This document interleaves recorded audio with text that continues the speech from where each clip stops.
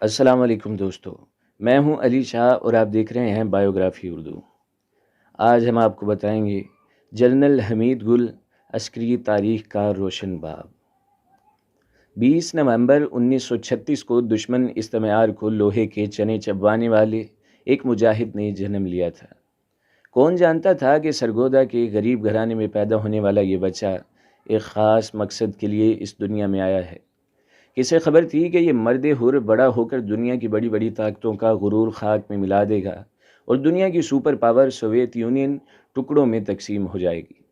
عسکری دنیا کے عظیم نام اور دنیائے انٹیلیجنس میں افسانوی شہرت کے حامل، جس کو تاریخ کبھی فراموش نہ کر سکے گی، جنرل حمید گل نے آخری سانس تک بھارت سمیت تمام دشمن ممالک اور ان کی انٹیلیجنس ایجنسیوں کو تنگی کا ناچ نچائے رکھا۔ وہ اکھنڈ بھارت کی راہ میں حائل سب سے بڑی رکاوٹ تھے، جن کی دلیرانہ پالیسیوں پر را کے چیف کو گھٹنے ٹیکنے پڑے تھے۔ ایک محب وطن ہونے کے ناطے انہوں نے خطے میں بھارتی عزائم کو ہر قدم پر ناکام بنانے میں اہم کردار ادا کیا۔ غازی جنرل حمید گل پاک فوج اور ISI کے درخشاں ستارے ایک ایسے نڈر سپاہی تھے جس کی مثال بڑی مشکل سے تلاش کی جا سکے گی۔ ان کی سپاہیانہ صلاحیتوں، عسکری دانشمندی اور فوجی حکمت عملی نے دنیا کو محو حیرت کر دیا تھا۔ جو شہرت جنرل حمید گل کے حصے میں آئی وہ بہت کم لوگوں کو ملتی ہے۔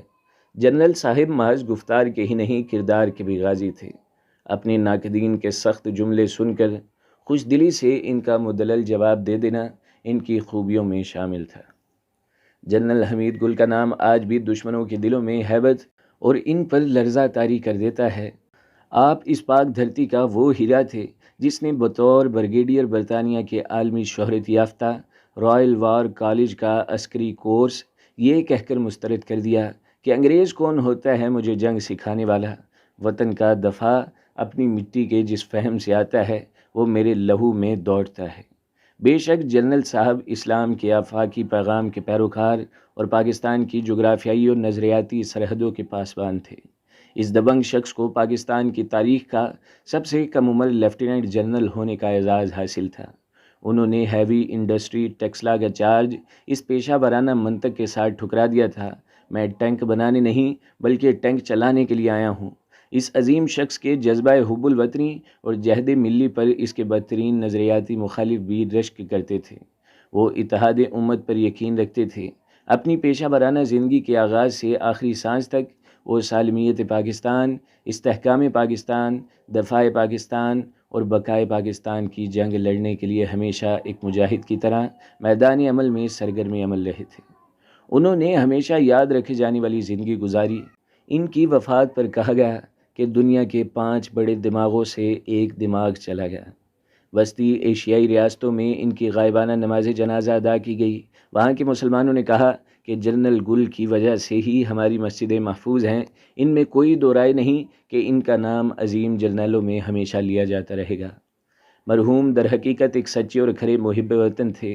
حب الوطنی کا جذبہ ان میں کوٹ کوٹ کر بھرا ہوا تھا۔ انہوں نے زندگی اپنے اصولوں کے تحت گزاری اور انہی اصولوں کی پاسداری میں ہمیشہ وقت کے سلطانوں کے سامنے جھکنے سے انکاری رہے۔ وہ فرماتے تھے، میری منزل اسلام ہے، اسلام آباد نہیں۔ جس دن اس دنیا سے چلا جاؤں تو میرے مشن سربلندی اسلام اور دفاع پاکستان کے لیے زندگی کے آخری سانس تک لڑنا اور ہمیشہ حق کا ساتھ دینا۔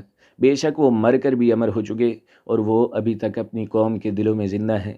وہ نظریہ پاکستان اور پاکستان میں اسلامی نظام کے قیام کے بہت بڑے حامی تھے۔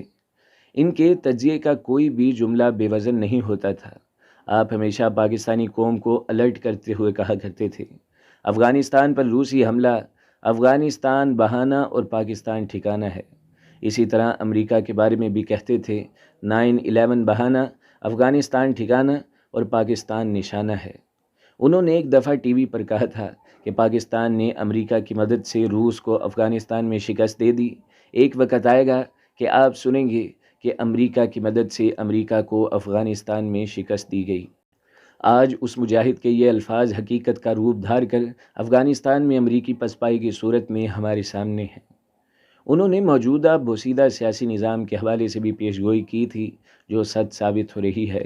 یہی وجہ ہے کہ آج نہ صرف سوشل میڈیا پر ان کے نظریات کا چرچا ہے بلکہ اب تو ٹرکوں پر بھی اشعار کی بجائے ان کے سنہری اقوال و افکار لکھے نظر آتے ہیں، جس کا مطلب یہی ہے کہ ان کا نظریہ، ان کی ڈاکٹرائن آج بھی سلامت ہے۔ انہوں نے کشمیر کی آزادی کے خواب کو عملی جامہ پہنانے کے لیے کشمیر لبریشن کونسل کی بنیاد رکھی۔ بھارتی میڈیا میں اس حوالے سے کافی واویلا مچایا جاتا ہے۔ پاکستانیوں کو اچھی طرح یاد ہے کہ سوویت یونین نے مشرقی پاکستان کو توڑنے میں بھارت کی مدد کی تھی۔ سوویت یونین اور بھارت کا دفاعی معاہدہ تھا، جس پر جنگ کے دوران روس کی ایٹمی گن بوٹس نے ہمارے سمندروں کا محاصرہ کیے رکھا اور بحریہ کو مفلوج کر دیا۔ پاکستان کے اتحادی امریکہ کی جانب سے پاکستان کو یہ تسلی کرائی گئی کہ امریکہ کا 7واں بحری بیڑا پاکستان کی مدد کے لیے روانہ کر دیا گیا، مگر یہ آیا وہ آیا کہ مصداق وہ کبھی پاکستان کی مدد کو نہیں آیا، بلکہ ہنری کیسنجر کی کتاب کے مطابق امریکہ نے بھی قیام بنگلہ دیش میں بھارت کی مدد کی تھی۔ ISI کے سربراہ جنرل حمید گل نے بہترین منصوبہ بندی کر کے افغانستان میں سوویت یونین سے ملک توڑنے کا بدلہ لیا۔ سوویت یونین کے خلاف بھرپور مزاحمت اور مجاہدین کی بھرپور اعانت کی گئی تھی۔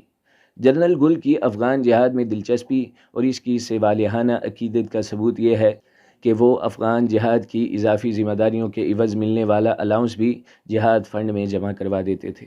نہ صرف افغان مجاہدین اور طالبان کی عادت، بلکہ وسطی ایشیا کے مسلمان بھی ان کو اپنا نجات دہندہ سمجھتے تھے۔ دیوار برلن کے خاتمے کے بعد اس کا ٹکڑا کمیونزم کے خاتمے میں ان کے کردار کے اعتراف کے طور پر انہیں پیش کیا گیا۔ بدنام زمانہ بھارتی ایجنسی را اور انڈین ملٹری انٹیلیجنس نے جنرل گل کو ریٹائرمنٹ کے بعد بھی ہمیشہ حاضر سروس جرنیل سمجھا۔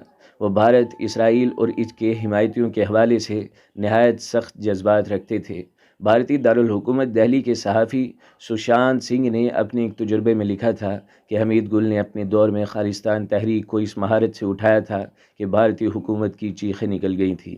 بھارت آج بھی مختلف ریاستوں میں چلنے والی علیحدگی کی تحریکوں پر مورد الزام جنرل صاحب کو ٹھہراتا ہے۔